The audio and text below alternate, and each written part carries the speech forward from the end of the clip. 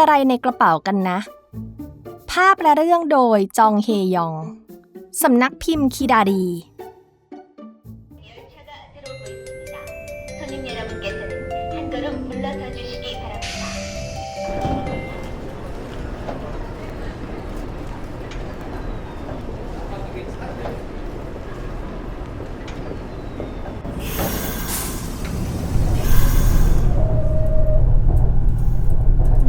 เบื่อจัง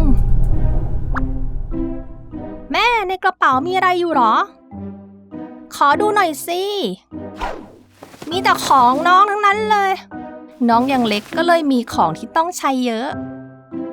ผมโตแล้วก็เลยเอาของตัวเองใส่ในกระเป๋าของตัวเองจุนของเราเก่งจังเลย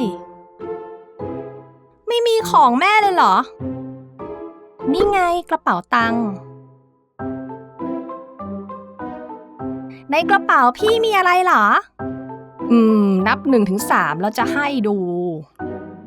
1 2 3มีแต่หนังสือนี่อันนี้พี่วาดเองเหรอวาดเวลาที่เบื่อๆน่ะในอนาคตพี่อยากเป็นจิตรกรผมก็ชอบวาดรูปเหมือนกันวาดรูปเป็นหนังสือได้เหรออย่าเรียนแบบล่ะนั่นอะไรน่ะในกระเป๋ามีอะไรหรอครับความลับจ้ะฮ่าขอผมดูหน่อยสิครับถ้าอย่างนั้นจะให้ดูนิดนึงนะปืนนี่คือสว่านที่ไว้เจาะรูจ้ะเอาไว้ทำโคมไฟตกแต่งบ้านใหม่น่ะ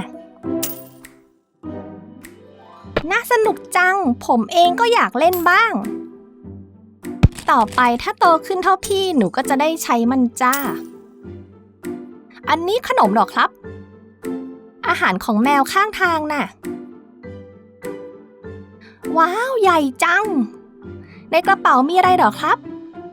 ลองเดาดูไหมว่ามีอะไรอยู่ข้างในนุ่มๆนิ่มๆอะไรน่ะทำไมมีเสื้อผ้าเยอะจังเลยครับเป็นเสื้อผ้าที่เอาไปขายที่ร้านของลุงเองต้องขยันหาเงินไปซื้อบ้านนะสิผมเคยเอาของเล่นไปขายที่ตลาดนัดและเอาเงินไปซื้อบ้านสุนัขด้วยครับว้าวตัวแค่นี้ซื้อบ้านแล้วเก่งมากจริงๆถ้าแม่ใส่ตัวนี้ต้องสวยแน่ๆเลยนึกถึงแม่ด้วยเป็นลูกกตัญญูจริงๆอยากดูกระเป๋าของฉันด้วยไหมดีเลยครับในกระเป๋าของคุณยายมีอะไรเหรอครับในกระเป๋าของฉันเต้นมีฮาร์โมนิก้าจ้ะเป่าฮาร์โมนิก้าเป็นด้วยเหรอครับแน่นอนจ้ะฉันแสดงกับเพื่อนๆด้วยนะอยากฟังจังเลยครับฮ่าคราวหน้าจะเล่นมันบนเวทีที่ระยิบระยับให้เธอฟังนะลูกอมแสนอร่อยเวลาไอกินลูกอมนี้แล้วดีมากเลยโอ้มีล้อติดอยู่ที่กระเป๋าด้วยในกระเป๋ามีอะไรหรอครับนั่นสิมีอะไรกันนะว้าวอะไรเหรอครับหนังสือสำหรับเด็กที่ขี้สงสัยแบบเธอไงจ๊ะเพื่อให้สมจริงมากขึ้นก็เลยเอาหนังสือเล่มนี้มายังไงล่ะเด็กๆต้องชอบแน่เลยครับขอบใจนะพอได้ยินแบบนี้แล้วรู้สึกดีจังผมรู้จักเรื่องนี้ครับหนูชอบอ่านหนังสือเหมือนกันหรออยากดูกระเป๋าของฉันด้วยไหมแน่นอนในกระเป๋าเธอมีอะไรหรอในกระเป๋าของฉันมีสติกเกอร์กับของเล่นเยอะแยะเลยโอ้ฉันก็มีเหมือนกันเดี๋ยวจะเปิดกระเป๋าให้ดูนะ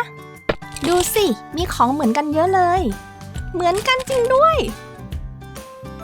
ไปเล่นด้วยกันเถอะเอาสิดีเลย